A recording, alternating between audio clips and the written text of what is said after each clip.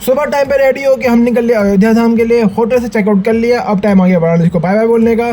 तो भाई वंदे भारत एक्सप्रेस में हम बैठ गए। ये थी वाराणसी से सीधा अयोध्या धाम जंक्शन। 2 घंटे का रास्ता था, ज़्यादा देर का रास्ता था भी नहीं। ये अंदर का इनर लुक है भाई, तुमको बता रखा है पहले भी, सबको हेलो हाय बुलवाया ब्लॉग के अंदर। अब वाराणसी को टाटा बाय बाय बोल दिया। सबसे पहले आ गया इनका ब्रेकफास्ट। तो भाई ये इनका जो भी है इसके ऊपर व्यंजन के नाम लिखे हुए थे, दही वगैरह, कटलेट और ये उपमा था। और ये वही प्रीमिक्स चाय का जो खाऊंगा नहीं, ठीक है, बिस्कुट वगैरह वो खा लूँगा। तो कटलेट वगैरह तो तब भी टेस्टी थी, लेकिन ये एक जो था ना, ये काइंड ऑफ पोहा तो नहीं कहेंगे, बट ये कुछ उपमा टाइप लिखा हुआ था यार। उपमा नहीं था, लेकिन बहुत ही एवरेज था यार, सच्ची बताऊँ तो। ये अयोध्या धाम जंक्शन हम पहुंच गए थे। तो अयोध्या धाम जंक्शन पहुंचने के बाद ये पूरा ओवरलुक है भाई पूरे स्टेशन का, बहुत ही मतलब बढ़िया बना रखा है। एयरपोर्ट वाली फीलिंग आती है। अयोध्या धाम जंक्शन उतर के यहाँ पे हमने रिक्शा वगैरह यहाँ पे मिल जाते, होटल सजेस्ट कर देते, जैसे तुमको मैंने पिछले ब्लॉग में बताया था।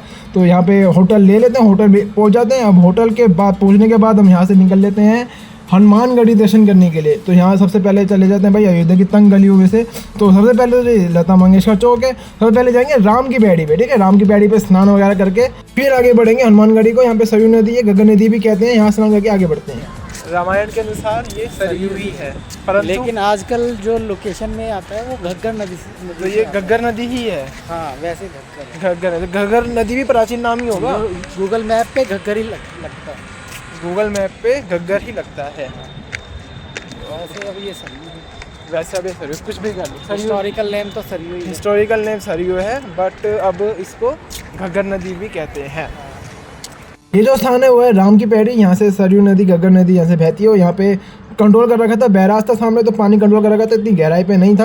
और यहाँ पे पानी ठंडा था, ठीक था भाई, क्योंकि इतनी गर्मी हो रही थी। तो उसके मुकाबले तो बहुत ही सही था पानी, अच्छा लग रहा था। पानी में पाँव रख के यहाँ पे स्नान वगैरह भी किया, बहुत आनंद आया भाई। तो ये सामने पूरा लुक दिखा दो तुमको पूरे घाट का। अच्छी व्यवस्था कर रखी है, महिलाओं के लिए भी चेंजिंग रूम वगैरह का एक थोड़ी सुविधा कर रखी है। एंड यहाँ पे फिर टीका वीका लगा के, तिलक लगा के हम यहाँ पे आगे बढ़ गए हनुमानगढ़ी के दर्शन करने के लिए। तो चलो ये देखो, जय श्री राम।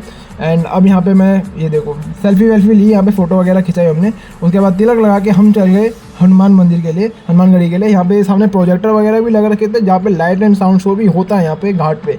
तो यहाँ से हम निकल लिए हनुमानगढ़ी के दर्शन करने के लिए। तो यहाँ से ये रास्ता है, अब हनुमानगढ़ी पहुँच गए। देखो यहाँ पे भीड़ वगैरह का डिपेंड करता है कि किस समय आ रहे हो, लेकिन जिस समय हम गए थे उस समय भीड़ डिसेंट थी, चलती हुई भीड़ थी, मतलब ना दर्शन होते जा रहे थे, वो भीड़ चलती जा रही थी, ठीक है, बहुत ज़्यादा भीड़ नहीं थी। यहाँ पे सीढ़ियाँ चढ़ के भाई ऊपर जाएंगे हम। यहाँ पे थोड़ा सा सावधानी बरतनी पड़ती है, क्योंकि भाई बंदर वगैरह दिख जाते हैं, तो वहाँ पे थोड़ा फ़ोन वगैरह बचाना पड़ता है। अब मंदिर के अंदर हम एंटर कर चुके थे। यहाँ पे तुमको मैं दर्शन कराऊंगा बजरंगबली के।